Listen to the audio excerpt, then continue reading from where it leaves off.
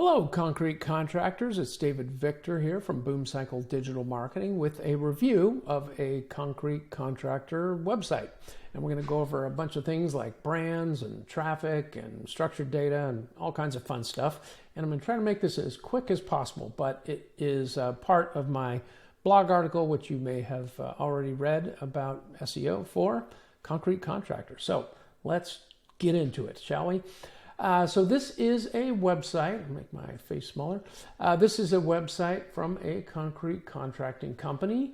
It appears to be called B.C Concrete X, although down here it's B.C Concrete EX.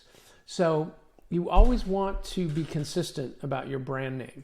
That means you should always spell it the same way, use the same capitalization, same spacing, everything. You're trying to make Google's job as easy as possible so that it knows who you are, right?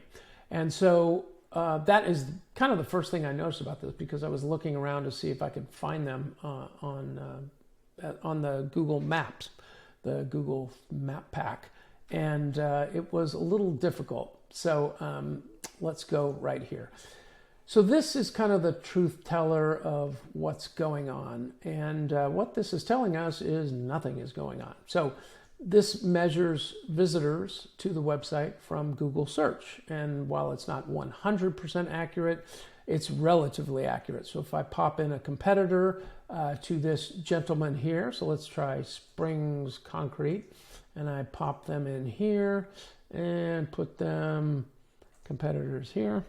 I haven't done this, as you can see, but let's see what's going on here. So here's the orange one, Springs. Here's the blue one, which is the site we're looking at. So you can see Springs Concrete is doing SEO, right? They're growing their visitors, and that's a healthy graph. It's doesn't every month things don't go up, kind of like the stock market, but the preponderance of evidence is that they're doing good stuff. Okay.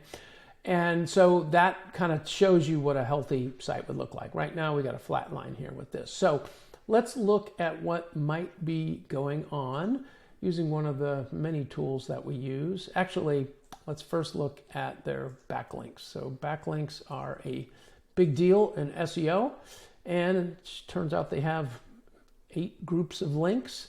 And I'm going to guess that none of these are going to pass the best links filter, which shows you, like it sounds like, only the best links, 0. So there's really effectively no good links pointing at this site. And when there's no traffic on the site, there's really no keywords to even look at. We could look at spring concrete keywords, but that's getting off the track here.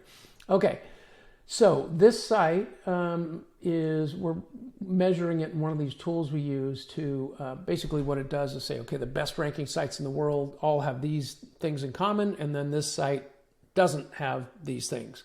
And that's what happens when you get an orange or a yellow and a red.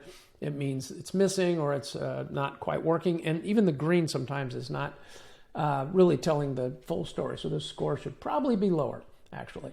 All right, so let's roll on down here. Look at the title tag. So here's the first evidence. So this, I believe, is the right brand name, and that's fine. But your title tag is the most important tag on the page. So this is the home page. It should have your brand name. It should have a dash, then concrete contractor, and then a dash, and the city name where you're located. So let's say they were in Colorado Springs, Colorado Springs, comma, CO. Those should be the 3 things on there. So that, even though it's technically filled out, this tool is only saying, oh, it's not long enough. But like, more important than the length is what gets put into it. In fact, it's better to have all this stuff spelled out. Even if Colorado Springs makes the length be too long, it's still better to have that in there. Meta description is just missing. So meta description is this piece right here. And you always want to fill it out to give Google kind of your best shot at it giving you this little ad space right here. And you can say what you do. So typically what I tell people is don't restate your brand name. It's already saying it right up here. Just say, we specialize in installing heated driveways, offering concrete, asphalt, and paver options, blah, blah, blah. He's listing the city names. Probably wouldn't do that because it runs off the page here. So this one, a little tighter.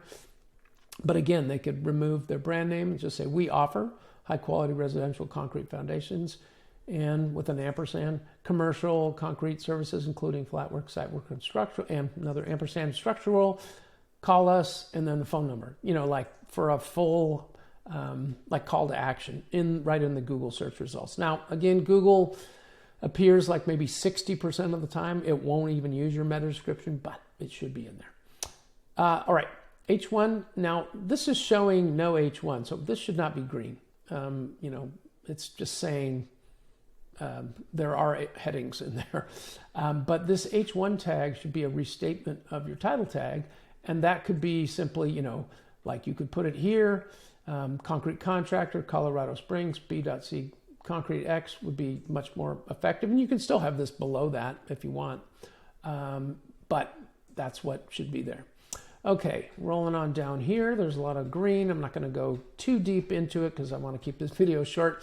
Tap targets should be farther apart. I see this a lot on websites with, in fact, almost every website shows this, but basically what it's saying is down here, you want these tap targets to be spaced farther away from each other. So this home should be probably farther away from this button.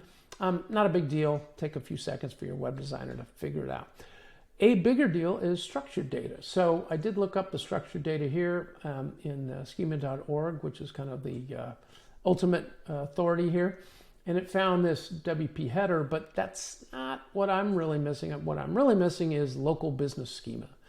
So local business schema is data that you put in the code to kind of spoon feed to the search engines exactly what your business is, what it's called, where it's located, everything about your business. And you can really jam a lot of information in there.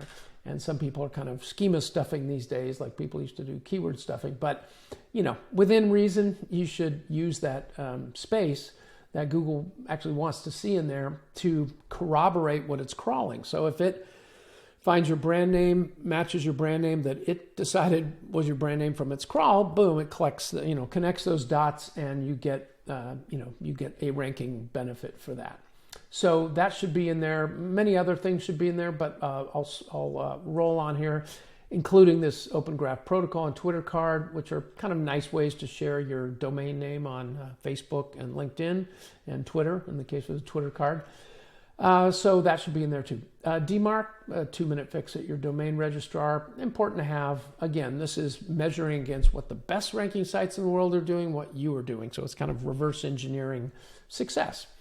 So performance is probably the biggest deal that's, let's say, easy to fix, right? The biggest, easiest to fix deal. And I will roll past some of these. They're all performance. They're all based on how fast does your site load. What can you do to make your site load faster? So this is a WordPress site. There's a lot you can do. So image optimization is a big one. So I pulled off this image so that I could show you our image compressor here, which you can see, and it's freely available. It's called squoosh.app. And you just pop in your image, and you can see there's no loss of fidelity really to the naked eye. And this is compressing this image 93%, getting it down to 68.2 KB, all the way from almost a megabyte. So it's a huge savings, and there really should never be a PNG on your site. I've seen sometimes people use them for logos when they need the transparency, but definitely not for giant images. So we would want to do that, and then defer off-screen images, meaning as people are scrolling the page, it'll only load, your performance plugin will only load those images when they scroll into view, basically. So that means your site loads faster. Okay, accessibility is becoming a bigger deal. This basically means this gray over this white doesn't have a high enough contrast ratio. Just slightly darkening this gray would probably make this message disappear. And this is a problem for people who have, vision, color blindness, things like that. They might not actually be able to read that because it just doesn't quite have that contrast ratio. This is very close, so just an easy tweak. So this site is built using Elementor, which we actually like because it makes site building very easy. However, the sites are usually pretty slow. So we use NitroPack typically to speed things up.